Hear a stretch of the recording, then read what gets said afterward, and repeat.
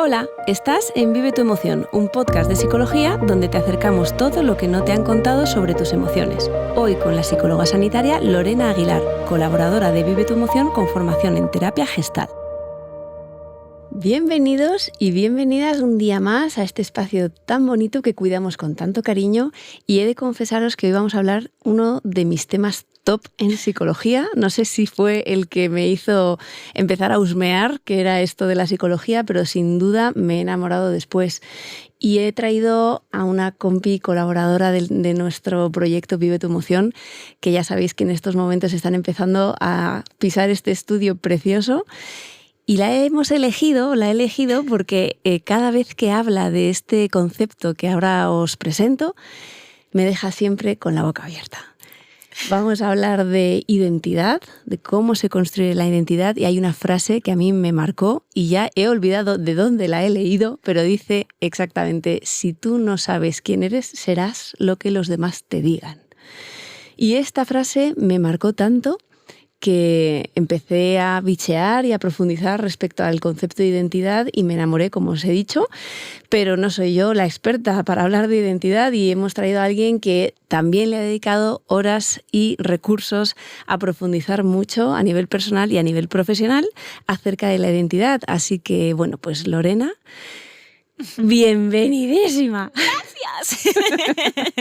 Es un lujazo ir viéndoos pasar a los colaboradores del proyecto, de verdad. Gracias, Katy.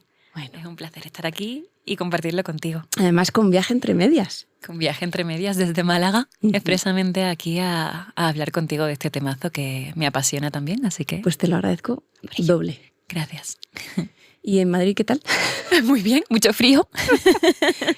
Ya, sí. Es que comparado con Málaga... Sí, el solecito no es lo mismo aquí que allí.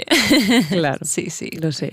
Pero bueno, muy bien. Bueno, ¿y por qué la identidad te apasiona tanto como a mí? Wow. Este tema, porque yo creo que sí. Cuando lo hemos estado preparando, digo, le está apasionando. Sí. Es que la identidad me parece como la gran pregunta, ¿no? Como aquello que en algún momento o en muchos momentos nos preguntamos todos, ¿no? El quién soy yo. Y además, quién soy yo para el mundo, quién soy yo para mi familia, quién soy yo para mí misma. Y me parece que es apasionante el viaje de la vida, de estar constantemente sabiendo quién eres tú, como en sus diferentes etapas, ¿no? Sí, y además que hay mucha gente que yo me he cruzado profesionalmente hablando, a veces incluso obsesionado con el descubrir, ¿no? El quién soy yo y mi autenticidad, cuál es. Sí. Y es verdad que es una puertecita que a veces son preguntas grandes. A mí me gusta decir que la psicología muchas veces te acompaña a responder a las preguntas grandotas. Una de ellas es esta. Totalmente. Y es verdad que es una puerta que a veces da recelo abrir porque no sabes qué te vas a encontrar en ese explorar y buscar un quién soy yo o quién estoy siendo, que nos gusta tanto decirlo en gerundio, ¿no? Para no hacerlo estanco, ¿no? Exacto. Quién estoy siendo en cada momento de mi vida. Sí. Te puedes encontrar pues muchas cositas. De hecho, no lo he dicho, hemos traído en el aceite, en esta ocasión, en esta aromaterapia que nos acompaña, hemos traído Melrose, que en realidad, si nos ponemos muy pulcros, es un aceite súper interesante a nivel dermatológico porque recupera, repara y puede llegar a curar pues heridas, picotazos, mordeduras. Pero si nos ponemos en la proyección emocional, me parece que puede ser también un aceite que es un bálsamo también para en este camino de la búsqueda de respuestas que, ojo, te puedes encontrar muchas cosas. ¿Quiénes somos nosotros en nuestra vida y cómo nos ven los demás, ¿no?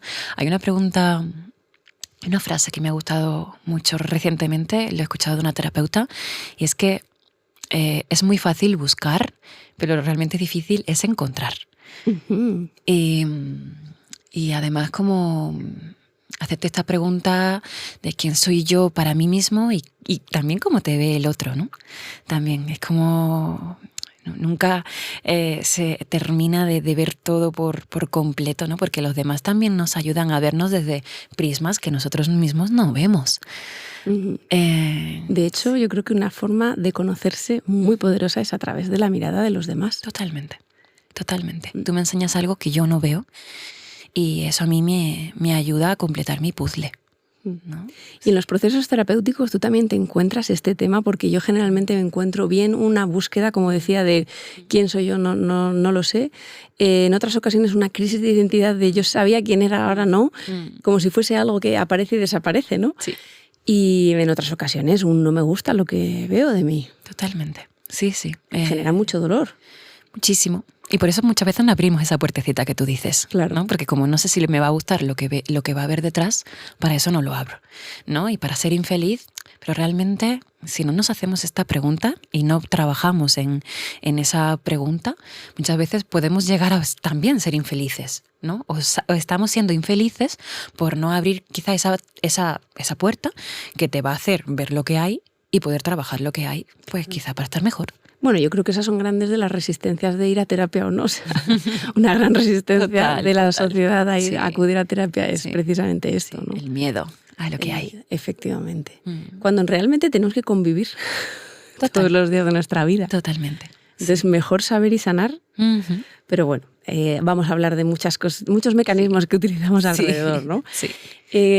Bueno, tú eres psicóloga sanitaria y además estás a puntito de terminar la formación en terapia Gestalt. Sí. ¿Qué es la terapia Gestalt para que la gente ubique?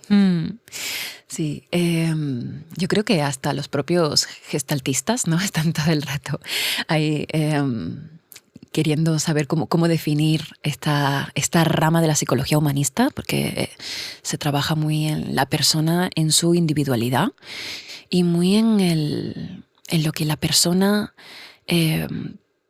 sabe de su historia, autoconoce, como trabajar en el autoconocimiento de su propia historia y trabajar en el propio desarrollo personal. Y además yo añadiría, porque el desarrollo personal es como esa parte que estamos todo el rato como creciendo sobre las posibilidades infinitas que nos ofrece la vida, ¿no? Como en qué puedo seguir creciendo, ¿no? Pues leyendo libros de autoayuda, apuntándose a 1000 cosas, ¿no? 1000 historias. No será por oportunidades. Total, tenemos un abanico inmenso, ¿no? De posibilidades. Excesivo, y ahí nos perdemos, ¿no? En todo lo que se puede hacer, incluso también como para trabajarnos individualmente en todas las posibilidades que hay para trabajarse uno mismo, ¿no? Y no es lo mismo eso que el despertar de tu conciencia. El desarrollo personal con palabras clave, ¿no? Sí. El despertar de tu conciencia me parece como muy importante, porque no es una búsqueda de crecimiento personal en el que creces a nivel vertical, ¿vale? Sino que creces hacia adentro, ¿no? Como buscando dentro de ti quién eres, ser consciente de lo que hay, de lo que había, qué puedo hacer con esto. Y no solamente en ese desarrollo personal, que oye, está muy guay, muy bien, todo el rato crecer y investigar y con curiosidad de ti mismo, ¿no? Y conocer esas nuevas versiones de ti, ¿no? Pero métete hacia adentro y esto es otra cosa, es otro asunto. Y me consta que la formación implica que miras hacia adentro, ¿no? Muchísima mirada hacia adentro todo el tiempo, sí. Los 3 grandes pasos de la terapia Gestalt, lo primero es la escucha, o sea, la observación de todo lo que hay. Lo segundo es el darte cuenta.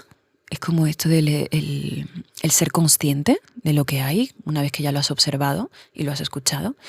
Y el tercero, que me parece el gran paso y el que cuesta más hacer, es el tomar responsabilidad de lo que hay, entrar en una acción, entrar en aceptar, ¿no? Que iremos hablando de esto hoy, ¿no? Pero esos 3 grandes pasos, observar, darte cuenta y tomar responsabilidad, que tomamos responsabilidad regular o le echamos la culpa al otro, ¿no? Yeah. Estamos todo el rato ahí. Y es muy importante como que cada uno se haga responsable de su parte y ahí la vida se aligera mucho. Bueno, pues ¿qué interpreta o qué entiende la Gestalt por identidad? ¿Qué sería para la Gestalt? O para la gente que nos está escuchando en plan identidad, ¿qué exactamente qué significa?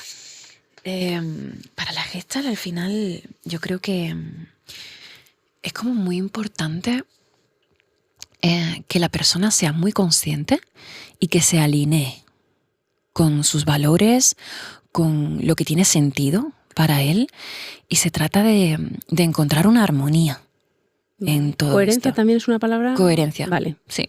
Sí. Claro, y para eso hay que trabajar internamente con todos los roles, ¿no? Que hay a nuestro alrededor, lo que son nuestras relaciones humanas también. Y la Gestalt pues se mete ahí, ¿no? En saber cuáles son tus máscaras, saber cómo se va forjando tu identidad, quién eres para tu familia, quién eres para ti, para tu pareja, para tu hijo. Sí. A mí me gusta explicar cuando en las formaciones y hay grupos con los que trabajamos abrimos este meloncito de la identidad.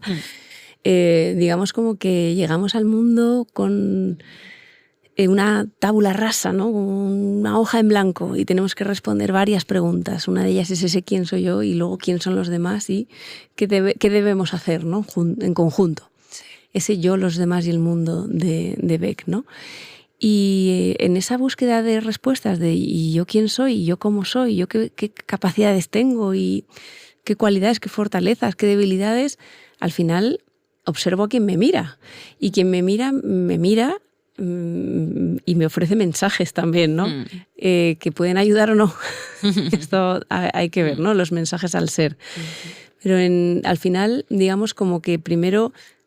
Yo creo que tenemos como una autoescucha muy grande, lo que yo necesito, esa infancia en la que yo estoy vibrando conmigo de una manera muy alineada, muy coherente, porque yo quiero esto y yo necesito esto, y yo lo pido, yo lo reclamo.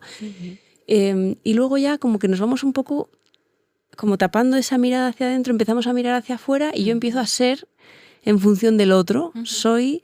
en función de que, pues más o menos que en comparación, más los mensajes que me dicen, o también una cosa que yo he detectado mucho, los mensajes que le dicen a otros, que yo tengo la capacidad también de incorporar como aprendizaje vicario, ¿no? De vale, si al otro por hacer esto le han dicho que es así, entonces yo tengo que cuidarme de... Y al final... la influencia que tenemos de todo nuestro contexto, de la sociedad, de nuestras personas de referencia y las personas que a veces nos han impactado para bien o para mal, acaban metiendo un poquito en ese cofre de la identidad información. Por eso cuando la gente de repente dice, pero yo quiero saber quién soy yo en esencia y autenticidad, dices, es que, ojo, o sea... estamos influidos por tanto, ¿no? Claro. Sin embargo, bueno, pues vamos a ir hablando de capa, de coraza, de tal, máscara, un montón de conceptos que no quiero robarte minutos para que nos cuentes, ¿no? Entonces, ¿cómo se va construyendo esa identidad? ¿Qué nos puedes decir respecto a esto?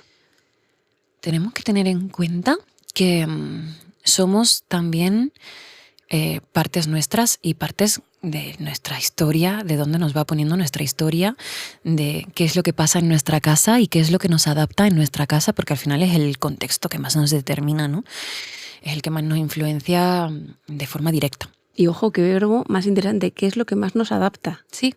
Porque al final nuestra identidad va buscando adaptarse. Adaptarse. Somos animales y tenemos que adaptarnos al ambiente, porque al final esto es supervivencia también, ¿no? Claro.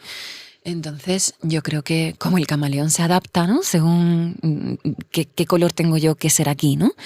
Entonces muchas veces nos quedamos enganchados en el yo soy así, ¿no? Porque esto es lo que me adaptó en mi casa y eso te hace tener una identidad, pero luego cuando tú sales al mundo, ¿no? Esto que dices, ¿no? De en función cómo vayamos caminando hacia afuera, a lo mejor lo que te adaptó en casa no te adapta en el colegio, no te adapta en la universidad, no te adapta en el trabajo, no te adapta con tu pareja.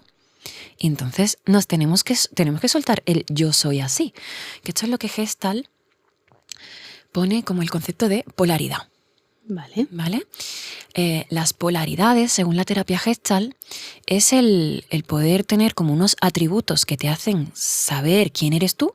Pues yo soy Lorena y soy amable, divertida y positiva, pero quizá el ser divertida en mi trabajo luego no me hace que me tomen con seriedad. En el momento en el que tengo que poner límites. Pues ser divertida ahí no me está adaptando. Y quizá tengo que explorar mi polaridad. ¿Cuál es la polaridad como el polo norte y el polo sur? ¿Cuál es la polaridad de divertida? Seria, por ejemplo. Y tengo que explorar mi polaridad, que no estoy para nada acostumbrada a poner límites, porque claro, ser divertida no ponía límites, pero ser seria sí, por ejemplo, ¿no?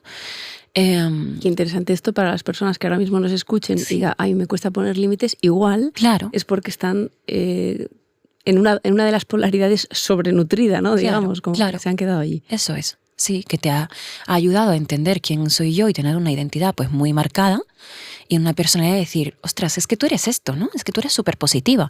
Ya, pero eso, en el momento en el que la vida te atraviesa, en el que la vida te traiga un dolor, pues ser positiva quizá también no te permita entrar en la tristeza o entrar en el enfado, que también se necesita, ¿no? Como ya sabemos que Vive tu emoción se trata de vivir todas las emociones que necesitamos, ¿no? Según nuestra necesidad y que nos ponga en el mundo. Bueno, y te lo dices tú y te lo dirá el contexto, en plan, pero que si tú eres muy divertida y eres muy amable, ¿qué te pasa hoy, no? Claro, pues no, pues hoy estoy triste. ¿Hay como una resistencia del contexto a que cambiemos de polaridad? ¿O? Sí, hay una resistencia de, es que esta no eres tú, ¿no? Y es que cuando te dicen eso duele, ¿eh? Claro, porque dices tú, ostras, es verdad, eso no soy yo no puedo hacer eso, ¿no? Eso no es lo que se espera de mí. A lo mejor no me van a querer. Esto es como, me parece como una fantasía, ¿no? Una fantasía que como un gran miedo terrible. Es que si yo soy esto, no me van a querer, porque me quieren por ser lo otro. Claro. ¿No? Entonces el miedo al rechazo, el miedo al abandono, que son las grandes heridas, se pone aquí, encima de la mesa. Qué interesante concepto, polaridades, porque en terapia lo que pretende la Gestalt es que la persona también... O sea, ¿qué pretende? ¿El equilibrio dentro de la... O sea, no estar polarizado o que explores su otra polaridad? Que explores la otra polaridad. Sí. Y que te adaptes según tú necesites.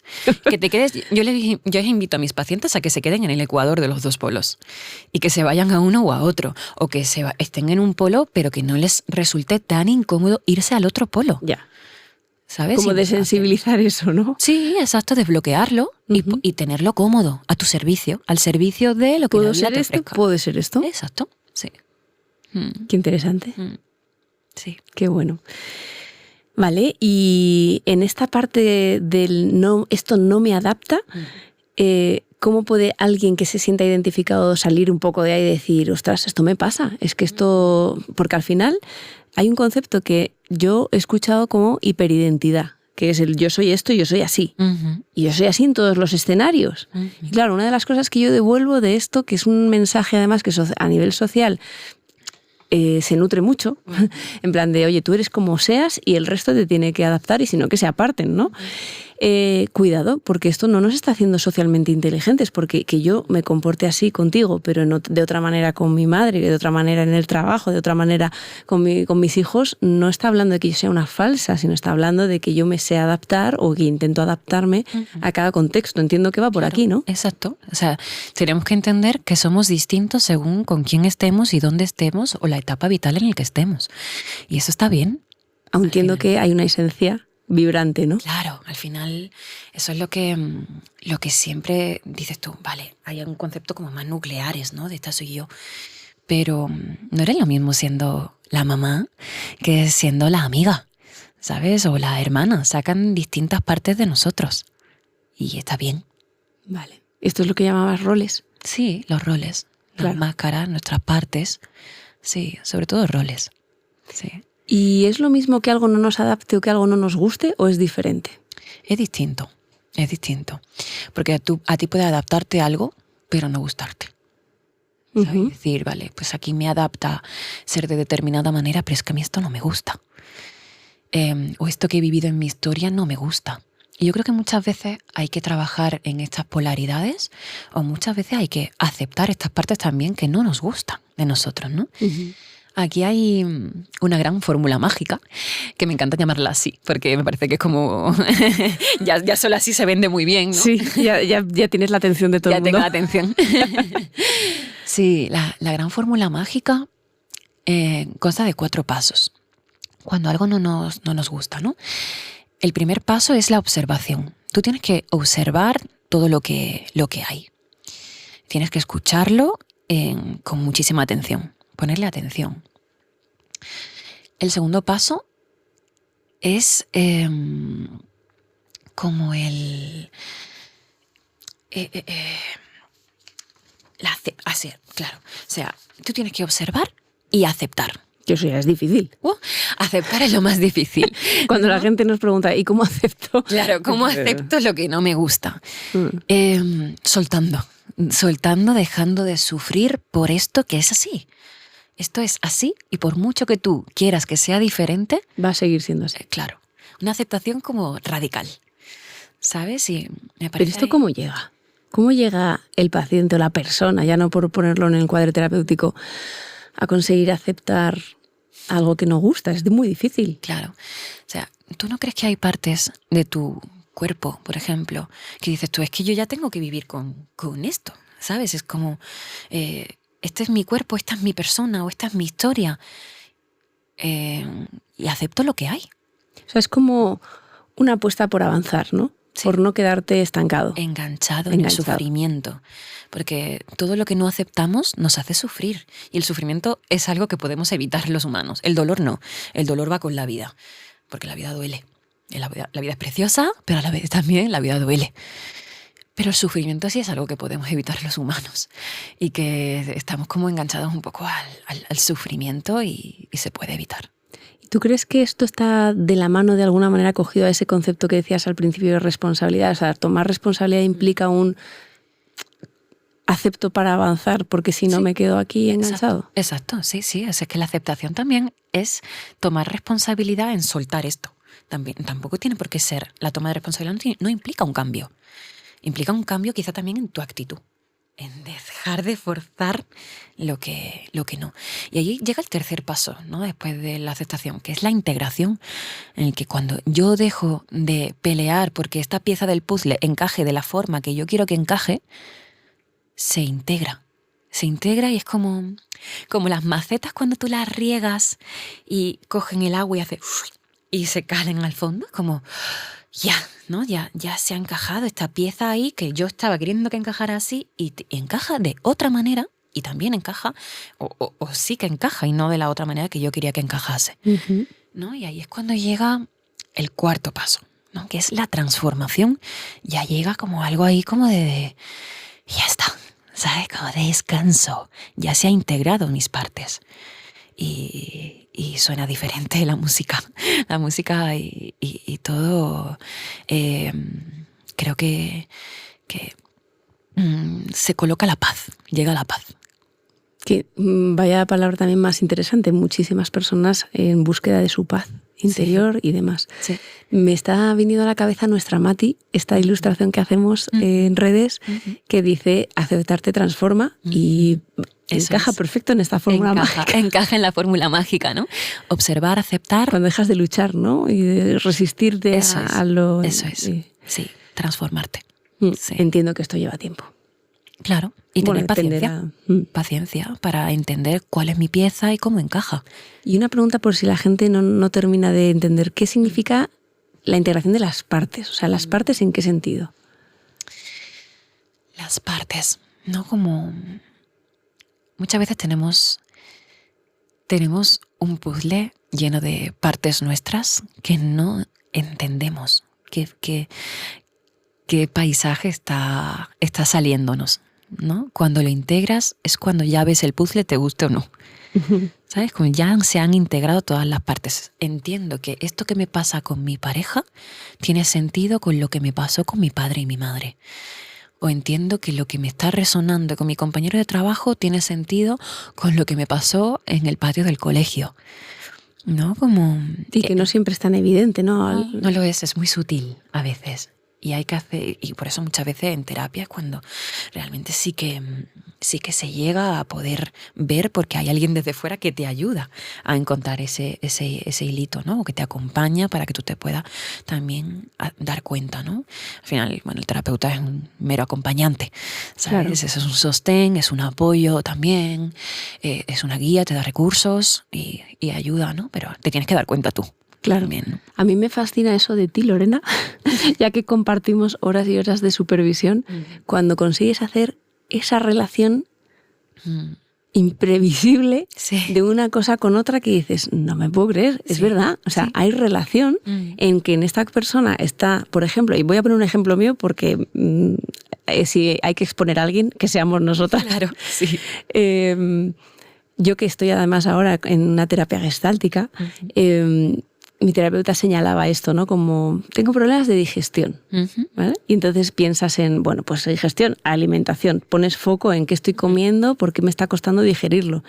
Y esa capacidad que tenéis, con esa mirada que le ponéis de cuántas cosas estás intentando digerir de la vida, incluso llegando al punto de darnos cuenta de que está intentando digerir lo del otro, para dárselo masticadito y que no duela, ¿no? Entonces digiero lo mío, digiero lo tuyo, digiero lo del otro, estoy haciendo la digestión de tantas personas, que al final cómo no va a tener una somatización final, ¿no? Totalmente. Y me parece fascinante cómo conseguís hacer una mirada diferente. Es que le ponéis una mirada diferente, muy, muy bonita. Sí, sí. Y hay que estar muy atento a la historia del paciente para llegar a hacer esas conexiones, ¿no? Me parece que de repente como lo encajas y dices, aquí está, ¿no? Como esta es la conexión.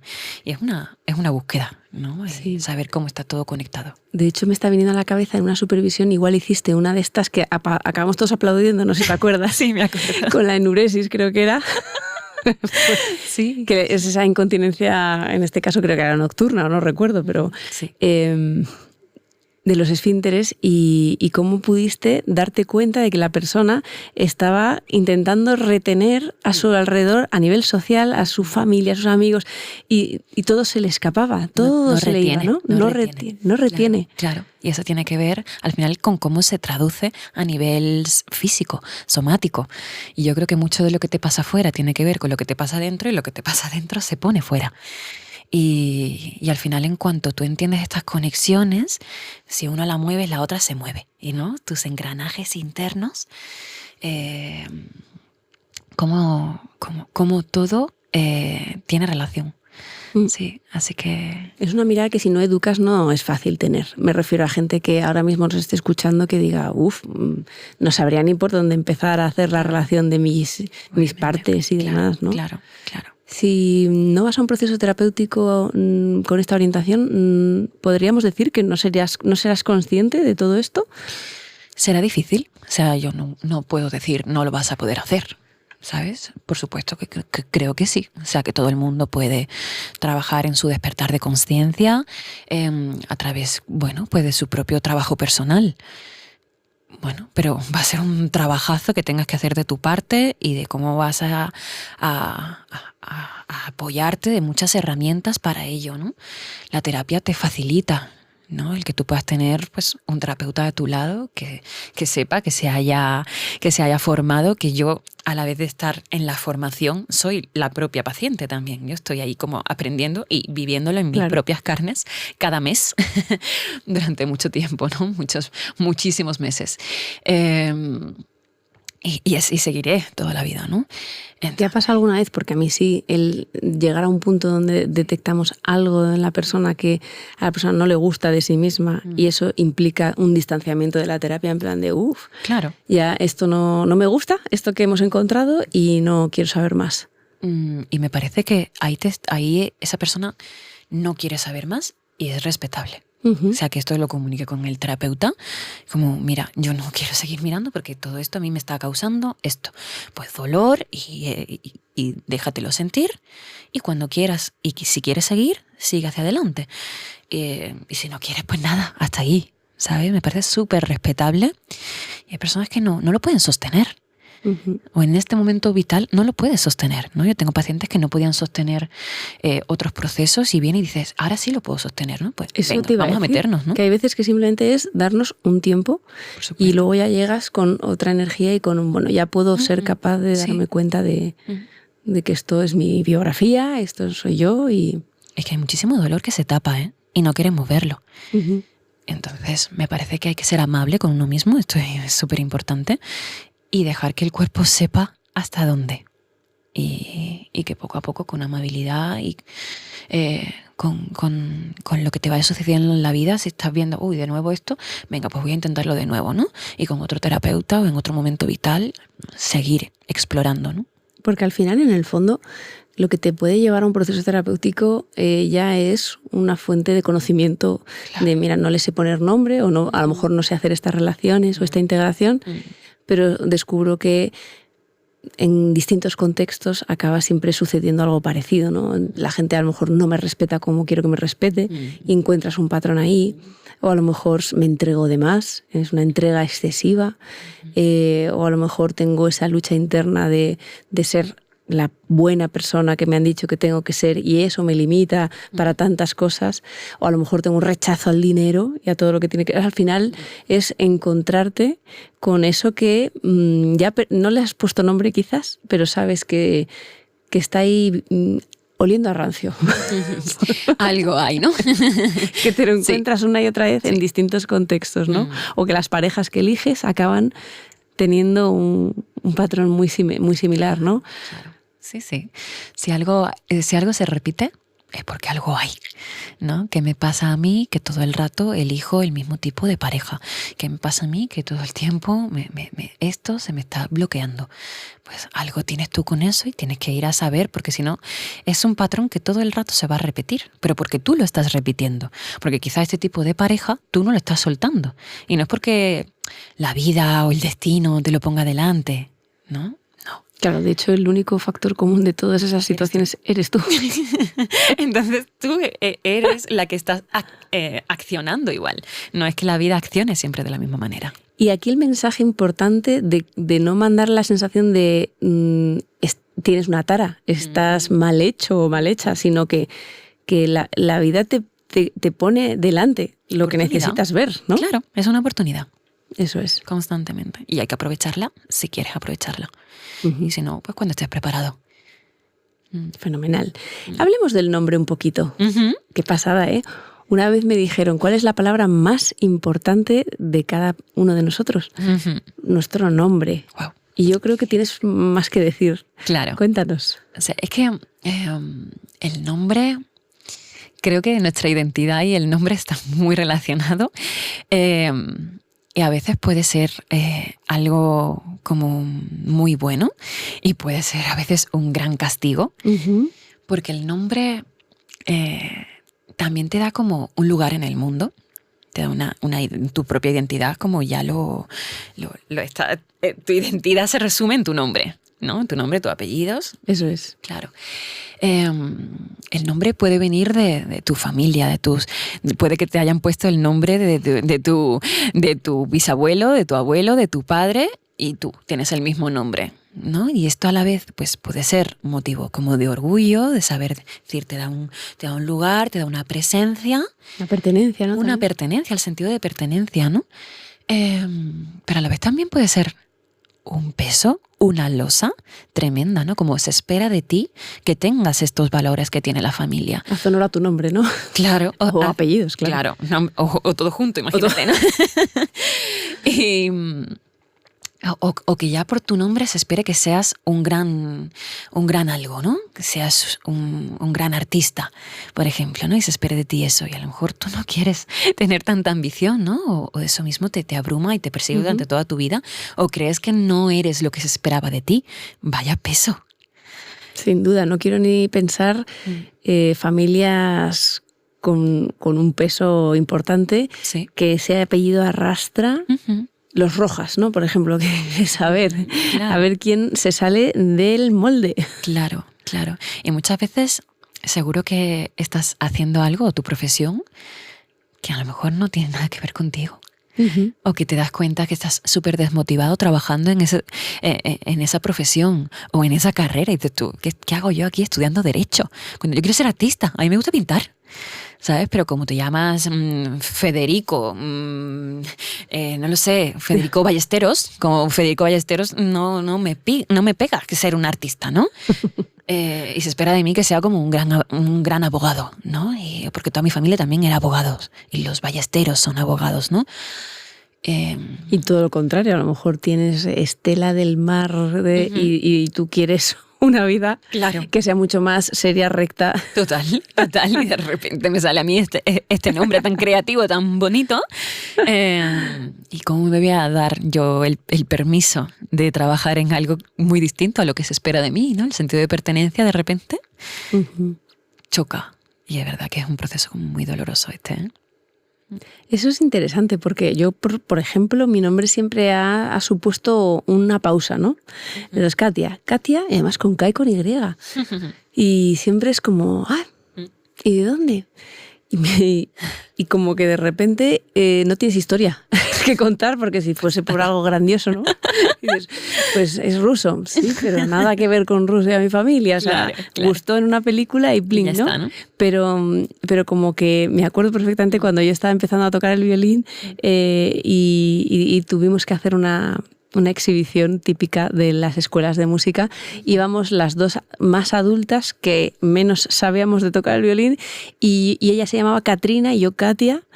La expectativa de ese momento Madre mía, vaya dúo. del foro era como, bueno, de la misma Rusia vienen las violinistas. Total. Y la sensación de presión de, madre mía, si yo toco peor que este niño que acaba de tocar, por favor, mi nombre, quiero cambiarlo en este mismo instante. Sí, totalmente. ¿No? Ojalá llamarme María, ¿no? Y ya Sí, está, ¿no? pero a ese nivel, ¿no? Qué interesante la parte del nombre. Sí. ¿Y qué significa para ti la máscara? La máscara es como esas capas que estamos hablando, ¿no? Como esas capas que están por fuera, eso que él ve el mundo, eso que yo muestro al mundo, pero que tapan tu verdadera esencia, tu verdadero yo. ¿Pero consciente o inconsciente? ¿O las dos? Esa a veces es inconsciente y bueno, ahí está bien, porque ahí no hay sufrimiento. Pero cuando lo estás tapando conscientemente... ¿Cómo puedes poner un ejemplo? ¿Son como rasgos de la personalidad o son formas de actuar? O... Claro, o sea, son como... Esto me identifica y esto es lo que yo muestro al mundo, ¿no? Yo soy esta y esta es mi máscara.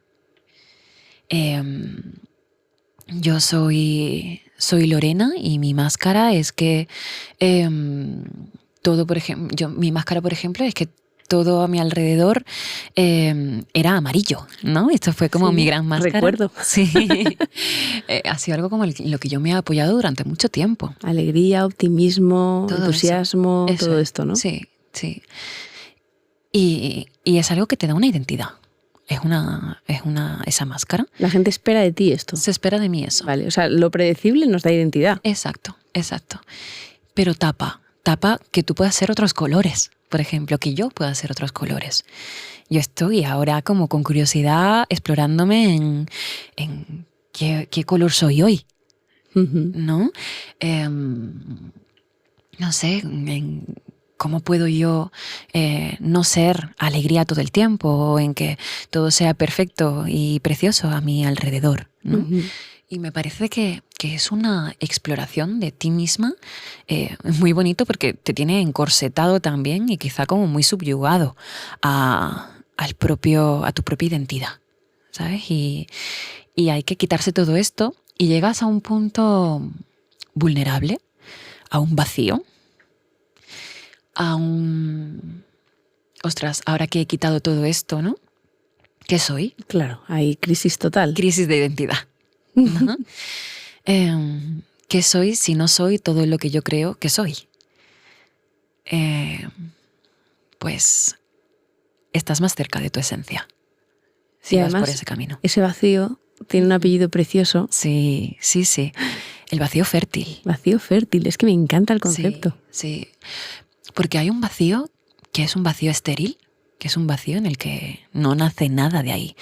Pero en el momento en el que tú te metes en el vacío y lo ves como una oportunidad en el que quizá ya por quitarte todo lo que socialmente has tenido que poner para sentirte visto, para sentirte reconocido, para sentirte perteneciente, hay una oportunidad de, en ese vacío, plantar lo que tú quieras plantar, pintar lo que tú quieras pintar, crear lo que tú quieras crear, ¿no? Y esa es la riqueza de llegar verdaderamente a tu propia esencia. Uh-huh. Y ese es el vacío fértil. Me he encontrado mucha gente, a lo mejor por los contextos profesionales en los que me muevo, que una crisis de identidad muy grande viene cuando yo no soy solo mi resultado académico o mi éxito profesional.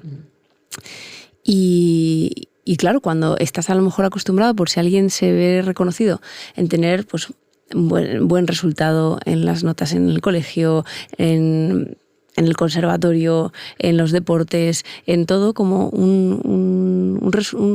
un rendimiento muy óptimo, destacado, y de pronto te encuentras con algún reto en la vida que dices, ¿y esto de repente qué me pasa? ¿No? ¿Qué me ha pasado? Si yo no soy así, yo siempre consigo lo que me propongo o yo siempre obtengo el resultado que destaca, ¿no? Con un malestar tremendo, ¿no? Claro. Y claro, ahí si te metes un poquito a hurgar, te das cuenta que era una preciosa cárcel que exigía que pesaba mucho, ¿no? Claro. Que exigía una responsabilidad, un no hacer nada que se saliera de lo estrictamente planificado y reconocido. Sí. Y el no permitirse fallar, una relación con el error tremenda, una ansiedad desorbitada por miedo a no seguir alcanzando todos los objetivos. Una crisis tremenda que llega a un vacío fértil donde de repente alguien dice, vamos a ver. Y si yo me quito todo esto, y esta presión, y esta exigencia, y este tener que demostrar, y que vean de mí qué tal, entonces, ¿yo qué quiero ser? Y esa pregunta ya no quién soy o quién estoy siendo, ¿qué quiero? ¿Qué quiero? En ese que quiero ser descubro ese vacío fértil, ¿no? Sí. Al que no se llega evidentemente al principio, porque lo primero es yo entiendo que lo primero es una resistencia grande a dejar de ser eso que me ha funcionado toda la vida. Claro, claro. Pero si se llega es muy interesante ese momento. Muy difícil, con un camino muy, muy largo, muy arduo, de desmantelar todo lo que había, ¿no? De vaciarlo, vaciar la habitación. Yo lo pongo como si fuera una habitación que estaba llena de muebles y que tú vas vaciando de los muebles antiguos que ya no dices tú, este mueble ya no soy yo, ¿no? Pues lo vacías. Y de repente te quedas con esa habitación vacía, ¿no? Y es como, ostras, pues, qué miedo, ¿no? Como me voy al IKEA y meto un montón de muebles nuevos, ¿no? Y dices, no, espera. No, espérate, ¿no? Porque quizá no quieres meter ningún mueble y quieres dejarla vacía. Y hacer yoga dentro de la habitación, ¿sabes? O ir metiendo poquito a poco muebles que tengan mucho sentido contigo. Claro, eso es clave. Y además también hay un momento en el que cuando tú desmantelas todo lo que hay en esa habitación, hay una pérdida. Y los pacientes aquí se incomodan muchísimo y dices, es que entonces no sé quién soy yo. Y aquí hay una tristeza tremenda en el que el paciente se queda con ese vacío que da mucho miedo y genera mucha vulnerabilidad. Y eso es un punto que además lo hablaba con una paciente la semana pasada, que es un punto precioso. A mí me emocionó mucho cuando llegué a ese punto con mi paciente, que es una paciente con la que llevo trabajando mucho tiempo en su propia identidad y que creía que estaba, o sea, todo esto me está haciendo sentir mal. Esto vamos mal, ¿no? No, vamos muy bien. Tranquila, vamos muy bien. Si es que te sientes triste, es porque has perdido todo lo anterior. Claro. Y este punto se llama impasse. Lo pone la Gestalt, que se llama así. Y es un punto en el que a partir de ahí se va a crear lo siguiente. Es un punto necesario, incómodo, incomodísimo, pero necesario. Y esta cultura que tenemos deficitaria de sostener lo incómodo, ¿eh? ¿Cuánto cuesta sostener la incomodidad? Sí. Queremos que todo sea cómodo y agradable, ¿no? Y lo incómodo muchas veces te lleva a lugares verdaderamente ricos porque son nuevos. Lo que pasa es que el humano con lo nuevo se inquieta, ¿no? Como que será, ¿no? Calma, ya irá llegando, ¿no? Y este impasse es necesario, decías, ¿no? Hay que pasar por ahí para... Hay que pasar por ahí, claro. Es un punto como de muerte de tu identidad anterior y muy necesario para llegar a tu propia esencia, lo que hay detrás de esa capa de la coraza, la vulnerabilidad, que es ese momento de impasse, de vacío y de tal. ¿Y a dónde llegas? A tu esencia. Sí, ahí. Ese es el ¿Y destino. hay otros caminos o no? Alguien dice, yo quiero llegar a mi esencia, pero no quiero pasar por este impasse. Ese es el que yo conozco. El que yo conozco, ¿no? Yo creo que ese es el camino. Creo que es ese. Y si no, pues, si hay más, estoy deseando conocerlos. Sí. Qué interesante. Conceptos que son, yo creo que incluso a cualquier persona, ahora que nos está escuchando, puede hacer como ese respirarlos, ¿no? Respirar los conceptos. Porque hay veces que en psicología decimos, jolín, nos elevamos mucho y a veces nos hacemos intangibles, ¿no? Y la gente pueda decir, pero esto, ¿de qué me sirve para hoy y para mañana? ¿De qué me sirve para mi dolor y mi malestar? Respira, respíralos, porque yo soy una ferviente defensora de que absorbemos lo que necesitamos absorber. Quizás no nos quedamos con la palabra, pero sí con el concepto. Quizás algo resonó y un poquito más adelante le da forma a algo, ¿no? Por eso a mí me gusta mucho darle este espacio a este episodio, darle espacio a que la gente respire todo esto, porque son conceptos complejos. Sí, sí. Yo creo que me parece como algo indispensable, como no estar en la eterna búsqueda, porque es como, bueno, me parece como que es muy fácil buscar, ¿no? Lo difícil verdaderamente es encontrar, ¿no? Como decíamos. Y que para eso hay que dejarse sentir, ¿no? Sentir esta pregunta, que creo que es una gran propuesta que le podemos hacer a los oyentes, ¿no? El que se dejen sentir quién son ellos, ¿no? Y quién soy yo. Como déjatelo sentir 15 minutos al día durante una semana. ¿Quién soy yo? ¿Quién soy yo? Además, si yo me despojo de todo lo que hemos hablado aquí, de mis atributos, de mis rasgos, de mis roles, de mis creencias, de mis conocimientos, ¿quién soy yo? ¿No? Y mira qué sensaciones te llegan. ¿Es agradable?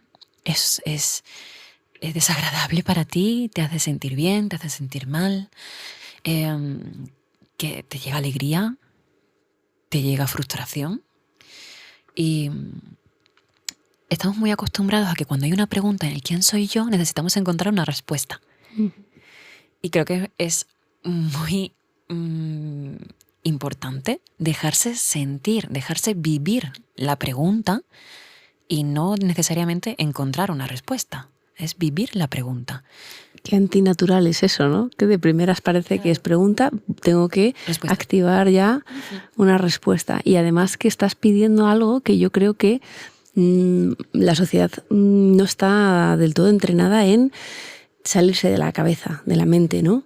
En que, claro, decías, despójate de tus creencias, de introyectos. No hemos llegado a esto. No sé si quieres contar lo que es un introyecto solo para que quede claro. Claro. Sí, es que este es un gran concepto, ¿no? Los introyectos. Los introyectos son eso que la sociedad, que la familia, que la cultura te dices que tienes que ser. Esto de tienes que ser un bebé, se espera que sea que sea bueno, ¿no? O tienes que ser activo en redes sociales, o tienes que no sé, ¿qué se te ocurre? ¿Qué introyecto se te ocurre? Pues este clásico de pareja, casa, perro, hijo. Por ejemplo, a los 30 tener todo esto, la vida, ¿no? Tienes que, claro, y ahí llegan las crisis vitales, ¿no? La crisis de los 30, la crisis de lo tal. Eso es algo que se debe, ¿no? Es lo que se debe porque, bueno, eran lo que nuestros padres a los 30 ya tenían, ¿no? Y esto, la crisis de los 30 de la generación de ahora espera conseguir lo mismo que consiguió la generación pasada, cuando no son nada, nuestras condiciones no son para nada las mismas. Sin embargo, nuestros padres nos miran con esa información que tenían de esa edad suya. Entonces, claro, es muy difícil ese desajuste, ¿no? Y parece que les decepcionamos todo el rato, ¿no? O nos decepcionamos a nosotros mismos con la idea que teníamos nosotros de conseguir eso, ¿no? Porque entiendo que si no cumplimos con esos introyectos, mandatos y demás, la decepción está servida, ¿no? Es como... Total. Sí. No he sido capaz. No he hecho eso que se espera de mí. Claro. No he sido eso, ¿no? Entonces, claro, soltar ese introyecto y decir, yo no quiero tener redes sociales, ¿no? O yo quiero ser nómada, ¿no? Y viajar por el mundo y no tener una hipoteca. ¿No? No quiero tener hijos. No quiero tener hijos, por ejemplo. Claro, por supuesto también, ¿no? Como algo que dices tú, ¿pero cómo? O tengo un hijo y las abuelas están ahí como, ¿y cuándo le vas a poner pendientes? ¿No? Que no quiero ponerle pendientes a mi hijo, ¿no? hay mucho tienes que de la generación pasada, ¿no? Muchos tienes que. Y nosotros seremos probablemente los tienes también, que de nuestra siguiente generación. También lo vamos a hacer, sí. Yo también lo veo, pero bueno, al final cada uno tiene que hacer su parte, ¿no? Tiene que hacerse responsable cada uno, ¿no?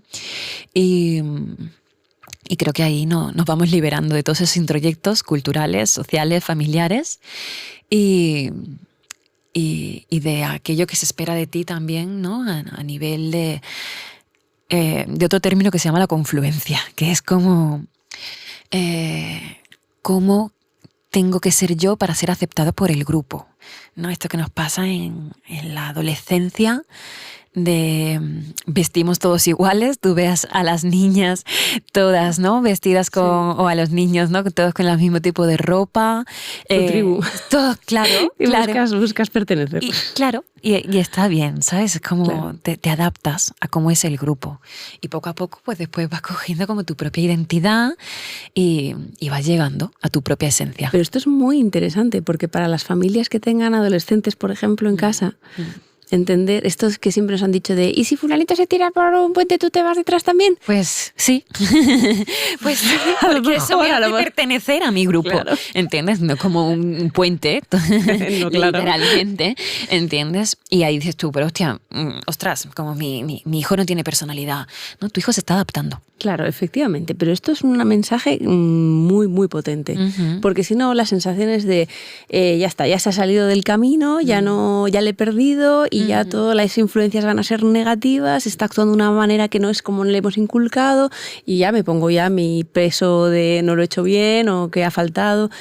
Cuidado, si alguien se ve representado, que frene un momentito esa cascada de pensamientos. Bien, no pasa nada. Porque puede que sea simplemente este concepto de confluencia y que efectivamente es una etapa para pertenecer, aunque haya conductas que no nos apasionen. Claro. Que fume hoy no significa que vaya a fumar toda la vida, por ejemplo, ¿no? Claro, y se dará cuenta que fumar no tiene sentido con él y que lo hace socialmente, ¿sabes? Porque todo el mundo se sale a fumar, ¿entiendes? Y que si yo no fumo, ¿y tú por qué no fumas, no? Como eres el raro, ¿no? Bueno, sí, ya está, te adaptas en ese momento. Pero... Y hay personas que pueden sostener ser el raro, ¿no? Claro. Pero sí, y verlo como algo como, bueno, pues yo no fumo, ¿sabes? Y sacarle eso como decir, vale, y no pasa nada, y no me pesa. Pero a quien sí le pese o qué tal, o sea, no pasa nada, cada uno lo gestiona como puede. Y no pasa nada. Fíjate, me estaba viniendo a la cabeza una paciente que hace poquitas sesiones me hablaba de que nunca había sentido la pertenencia con su familia, con sus hermanos, y que siempre había sido diferente y lo acusaba con dolor, ¿no? Y entre lágrimas. Y yo le daba la vuelta en plan, pero ¿y por qué no te has sentido, o sea, por qué no le has dado la vuelta nunca de qué única soy en esto? Porque los atributos que ella traía eran maravillosos, ¿no? Entonces en mi casa nunca se ha tenido en cuenta esto, tal, y yo siempre sí, ¿no? Y en vez de sentirme única en esto, me siento desplazada del resto, ¿no? Claro. Y esto es de lo que estamos hablando al final, ¿no? Sí, sí. Es doloroso si lo ves por ese prisma, ¿no? De no pertenezco, soy la oveja negra. Claro. De mi familia, ¿no? Porque, y si encima te lo dicen ya... Y si te lo dicen y ven algo malo en ello también, pues más dolor todavía, ¿no? Yo siempre defiendo el papel importantísimo de las ovejas negras en las familias. Claro, traen el cambio. Claro, traen el cambio, rompen patrones y hacen una labor a veces muy poderosa. Sí. Y quizá tus sobrinos, ¿no? O tus hijos vean que tú hiciste lo que para ti tenía sentido. Y al final eso pues te trae una gran gestión, un gran movimiento que todo el rato lo tienes que hacer con incomodidad, pero me parece como que estás rompiendo el molde cuadrado de tu familia y de repente eres un círculo, porque para ti tiene sentido que sea un círculo y para tu sobrina se acuerda de que mi tía fue un círculo, yo también puedo serlo. ¿Sabes? Entonces es algo que dices tú, vale, esto no está mal, ¿no? Pero hay que ser valiente. Hay que ser muy valiente. Ánimo, sí. Y no todos los contextos son favorecedores. Sí. Ojo que hay veces que la circunstancia se tuerce de más, ¿no? Sí. Bueno, qué interesante. Temazo este, sí. Es un temazo. Vamos a volver a esto que decías, ¿no? Del dejarse sentir, del respirar todo este episodio. Para quien nos haya podido escuchar, quizás no ha sido el episodio que puedas escuchar mientras haces 1000 cosas más, porque hay que sentarse. Estar ahí presente, ¿no? pero podéis ponerlo todas las veces que queráis y escuchar la preciosa voz de Lorena y todos estos conceptos que nos ha traído que son fascinantes. Yo creo que ya no solo a población por general, por decirlo de alguna manera, sino a los compis de profesión, que también les haya podido despertar en algún sentido, algún concepto, alguna forma, ¿no? Estos mecanismos que nos armamos para poder pertenecer y adaptarnos y ser aceptados y todo lo que hacemos continuamente para encajar, ¿no? Entonces, bueno, pues que no sean perversos hacia nosotros, que tengan sentido, que nos hagan sentir armonía, coherencia, que no nos obsesionemos con esa búsqueda de la autenticidad y de la esencia. La esencia está y nos acompaña en todo lo que hacemos. Sí. Y que cuando a veces el momento vital nos permite enfocar nuestra atención y abrir ciertas puertas en compañía de un terapeuta o sin compañía de terapeuta, me refiero, que no siempre tiene que ser así. Y empezar a apartar las cosas que nos pesan, que nos duelen y que no son a veces nuestras, para poder encontrar la liberación, la libertad, la paz, esa serenidad de esto sí es genuinamente mío. Y esto me gusta, y esto que no me gusta lo integro, lo acepto, todo lo transformo, todo lo que has dicho. Es que toda esta hora está llena de un valor incalculable. Por favor, repasad cada una de las palabras porque esto trae mucha chicha, ¿verdad? Muchísima, muchísimo. Yo creo que es como el temazo de tu vida, ¿no? Del darle sentido a tu existencia y de entender quiénes somos y que estemos en paz con nosotros. Eso es. No vivimos una sociedad que lo ponga fácil a veces, así que cero culpas, cero castigos. Esto va de escuchar, observar y abrazarse también. Mucho. Bueno, pues 15 minutitos al día de respirar esta pregunta, ¿verdad? Eso es, el quién soy yo. Y dejarse sentir lo que esa pregunta te da la oportunidad. Es una invitación, sin buscar respuesta. Y si te viene una respuesta, como, vale, y esta respuesta que, vale, pero la dejo en una esquinita, sigo con la pregunta, ¿no? Como esto de meditar, como cada vez que nos enganchamos con una respuesta, ¿no? Pues volver al centro. ¿Quién soy yo? Déjatelo sentir, ¿no? ¿Quién soy yo? Suelta atributos, suéltalo todo y déjalo sentir. Y ahí a ver qué se va creando. Pues esa propuesta para quien la quiera coger. Muy bien. Muchísimas gracias, Lorena, por este viaje de Málaga a Madrid, por esta horita llena de tus conocimientos que te han llevado años y años de ir adquiriendo e integrando. Sí. Y esperamos de corazón que os haya podido servir, nutrir y ofreceros pues una mirada diferente quizás a vuestra propia identidad, a vosotros y a vosotras. Y os mandamos desde aquí un fortísimo abrazo. Como siempre, recordad, vivid vuestras emociones que forman parte de vuestro ser íntegramente. Así que hasta la próxima. Chao. Adiós. Adiós.